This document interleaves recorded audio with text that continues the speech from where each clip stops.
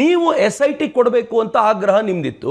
SIT ಯಲ್ಲಿ ಇಂತಿಂತ ಜನರೇ ಇರಬೇಕು ಅಂತ ಕೇಳ್ಕೊಂಡಿದ್ರಿ. ನಾವು ಯಾವತ್ತಾದ್ರೂ ವಿರೋಧ ಮಾಡಿದ್ವಾ? ನಮಗೂ ಇತ್ತು.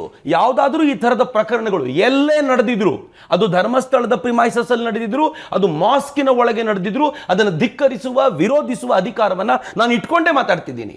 ಯಾವ ಹೆಣ್ಣು ಮಗುವಿಗೆ ಅನ್ಯಾಯವಾದರೂ ಕೂಡ ನಾನು ನೀವು ಅಷ್ಟಲ್ಲ, ಇಲ್ಲಿ ಬಂದಿರೋ ಪ್ರತಿಯೊಬ್ಬರು ಕೂಡ ಅದನ್ನು ವಿರೋಧಿಸ್ತಾರೆ. ಅದಕ್ಕೆ ನ್ಯಾಯ ಸಿಗಬೇಕು ಅಂತ ನಾವೆಲ್ಲರೂ ಹೋರಾಟ ಮಾಡ್ತೀವಿ. ಆದ್ರೆ ನ್ಯಾಯ ಸಿಗುವಾಗ ನಾನಂದುಕೊಂಡಂತೆ ನ್ಯಾಯ ಸಿಗಬೇಕು ಅಂತ ಯಾಕ್ರಿ ಆಗ್ರಹ? ಯಾಕೆ ನಿಮ್ದು ಈಗ ಚಕ್ರವರ್ತಿ ಸೂಲಿಬೆಲೆ ನಾನು ಈ ವಿಚಾರವಾಗಿ ಮಾತನಾಡ್ತೀನಿ ಅಂದ ತಕ್ಷಣ ಮೊದಲದ್ದು ಏನ್ ಮಾಡೋದು ಗೊತ್ತಾ? ಬರ್ಲಿ ಚಕ್ರವರ್ತಿ ಸೂಲಿಬೆಲೆ ಚಪ್ಪಲಿ ಹೊಡಿತೀನಿ. ಇವನು ಯಾವನ್ರಿ ಮಾತನಾಡ್ಲಿಕ್ಕೆ?